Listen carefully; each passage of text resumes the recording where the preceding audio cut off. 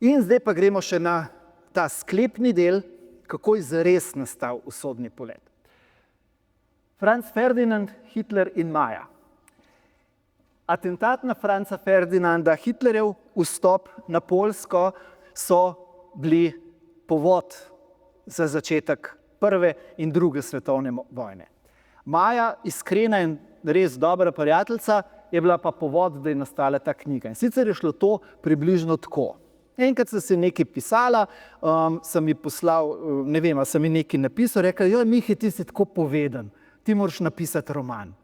Tak, a veš, erotični roman za ženske z veliko seksa. Rekel, pa dobro, kdo bo to bral? To nobeno, to. Ne, Mihi, ženske imamo ful rade seks, lahko noč in dan beremo o njem.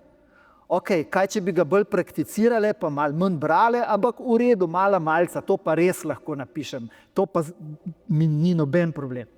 In zdaj, težava z malimi malcem je, da se hitro spremenijo 9-hodni degustacijski meni pri Ani Roš, za kjer ga plačaš polovico obrambnega proračuna Slovenije. In točno tako je bilo tudi s tem romanom. Saj napisan je bil neverjetno hitro. Se pravi, od prve črke sploh, od prve ideje do besede konec, ki sicer ni, ampak do besede konec je točno 2 meseca minilo, oziroma 2 meseca pa 1 dan. Osrednji del je bil pa napisan v 14 dneh. Sicer po 10-12 ur na dan sem delal, ampak zelo hiter je bil narejen. Ampak potem vse ostalo do danes je bilo pa vse drugo povezano s tem. Pa delo z založbo je pravzaprav še res bilo izredno, s Primusom krasno, tako hitro, elegantno, smoothly, bi rekel, je potekal. Ne, ampak preprosto pa to pregledati, pa tisto pa popraviti, pa razumete, dobro, vmes sem napisal še do konca angleško verzijo, pa cela promocija, pa 2 socialne omrežje, Facebook pa Instagram štartati, pa spletno stran narediti za promocijo. Vse to, ta promocijski del je bil daleč več, kot karkoli drugega, ne. In če ne bi bilo Maje, ki je tako kot Rottweiler na steroidih, ki nekaj zagrize ne popusti, ki me je konstantno, dej piši in čas mi je bilo treba zbrcati, čas mi je bilo treba zmotivirati, ampak to je v bistvu en tak droben, saj jaz sem vedel vedno, da bom enkrat napisal roman, to mi je jasno že 51 let. In sem tudi ga, pa na srečo ga niste brali, pa verjetno ga tudi ne boste, ker je zgodovinski roman, ki se dogaja v Avstro-Ogrski, v enem tajnem agentu. Ampak tisti ni bilo tako kot tole, ker sem se pač odločil usesti se dol in pisati. Čisto nič drugega.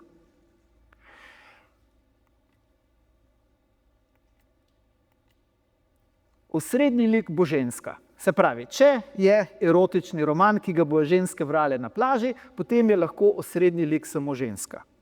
In zdaj, jasno, kdo bo torej nasprotnik? Kdo pa je lahko ženskam edini pravi, grozljivi, nepremagljivi nasprotnik? Narcis, tako, beri moški, ker smo že vsi moški po defaultu narcisi, če bereš socialna omrežja, zelo težko, da nisi. Ampak ja, se pravi, narcis bo nasprotnik. Ok. Kakšen bo njun odnos? Edina, ker če bi bila ona dva v zvezi, bi bil to, ne vem, psihološka drama o ženski, ki ne more se iztrgati iz narcisističnega objema in bla, bla, bla. To ni bilo to. Jaz sem hotel zgodbo, jaz sem hotel kriminalko, jaz sem hotel thriller. Torej je lahko samo prepovedano razmerje. Se pravi, ona mora biti s tem moškim v prepovedanem razmerju. In seveda, ker sem, morate vedeti, to je še vedno točka, ko je vse sem pisal v angleščini, ker nisem niti nikoli nameraval v slovenščini sploh izdati knjige, je bila treba najti lokacijo, ki bo zanimiva za prebivalce planeta širše in ne samo tukaj. In se pravi, je treba imeti počitnice. To je tukaj meni že vse skupaj zelo dobro funkcionira. Se pravi, ženska, ki je ljubica moškemu, ki jo izkorišča, jo spet že ne vem katerič pusti razočarano in ona gre sama na počitnice. Kam? Samo 2 lokaciji sta možni, oziroma Dalmacija in Dubrovnik ali pa Hvar. Čisto nič drugega ni možno. Če ste dobro pomislili, če boste pisali za Američane, vsi poznajo Hvar ali pa Dubrovnik. Zdaj, ker je zgodba rabila otok, je seveda Dubrovnik odpadel in smo dobili Hvar. In tako smo prišli do tega, plus to, se malo pretiravam, ni čisto zaradi tega, ker Hvar zelo dobro poznam, letališče na Hvaru zelo dobro poznam, vzletel sem iz tega letališča in je tudi del te zelo dramatične zgodbe noter, ki je tudi resničen, ki se je v resnici zgodil. Skratka, to sem vedel začetek maja in vedel sem, da bom se šel Colina Firtha. Kar pomeni iz Love Actually, če ste gledali. On gre potem, ko ga žena prevara s njegovim bratom, gre on pisat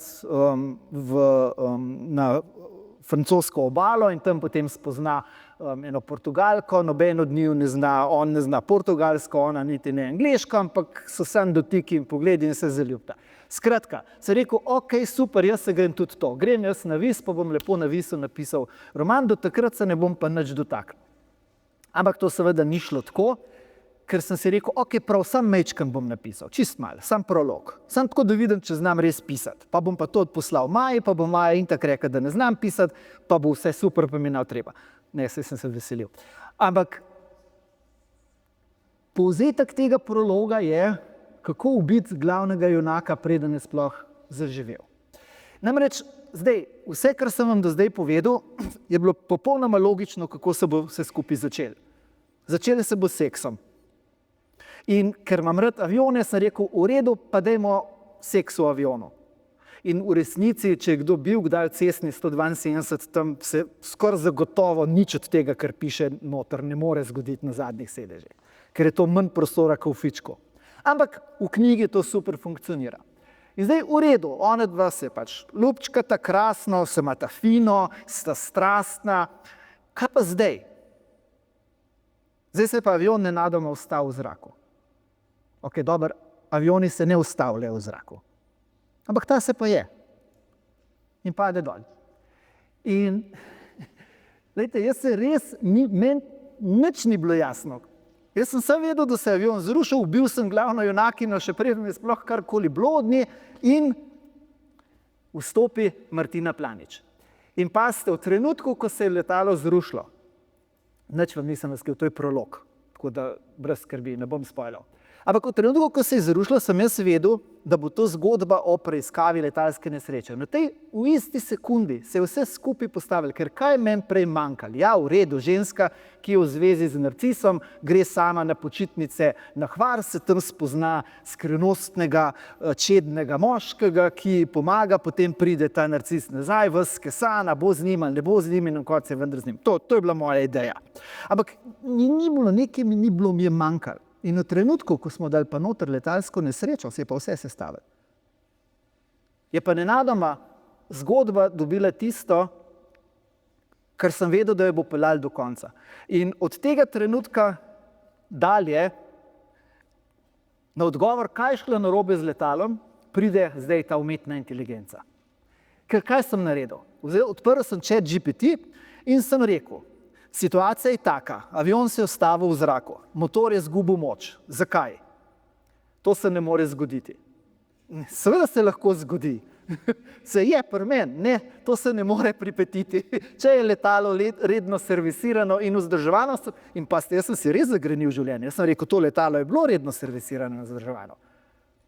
Ok, saj so še druge stvari zraven, ampak tle je bil problem. In 2 dni sva se kregala, dokler nisem obupal. In sem rekel, ok, očitno avion res ne more, tle bo Polona bo to vedela z Agencije za civilno letalstvo, ki me je vodila skrbno skozi korake in mi pomagala, že prej, bom pol povedal, kako pa zakaj. Ampak očitno rabim odgovor, mislim, bom dobil odgovor nekje drugje.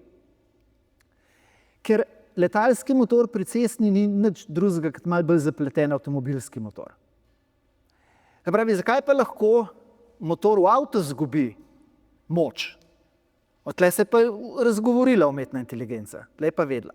Skratka, tukaj je bil zametek rešitve, ki sicer ni tisto, kar se potem celotna tirnica nesreče je precej bolj zapletena. Ampak želim vam povedati, kako je ta zgodba nastajala. Mene je včasih Maja poklicala pa rekla, da se dobiva, greva na pijačo, pa sem rekel, ne, počak, daj mi mir, pol me poklič, ker me zanima, kaj se bo zgodilo. Jaz sam nisem vedel, kaj se bo zgodilo. Nisem vedel, kako se bo zgodba razpletla naprej. Jaz sem sam sebe presenetil, ko sem pisal. Jaz sem imel, prej, ko sem vam omenil Campbella, jaz sem imel postavljenih teh 17 točk, ki se morajo zgoditi. Ampak to je bilo tudi čisto vse. Not je bilo napisano, ne vem, za eno od teh točk, Martina se v avto pelje, vrača v Ljubljano in dojame vse. Kaj dojame? Kdo je pa to vedel? Tako da na ta način, s pomočjo Campbella, seveda, ko sem pač imel, recimo tako, kot smerokaz, nekaj, kar te vodi in usmerja. In tisto, kar je bilo pa tudi postalo samo po sebi, nekako se je zgodilo, pa to, da je ta roman bil v celoti napisan na lokacijah, kjer se dogaja. Se pravi, Corner Pub pri Ministrstvu za infrastrukturo, zgodba, ki se dogaja tam, sem šel pisati tja. Kar se, ko sem se želel priklicati, kako je vsem Slovenskim geografskim muzej, sem šel tja pisati.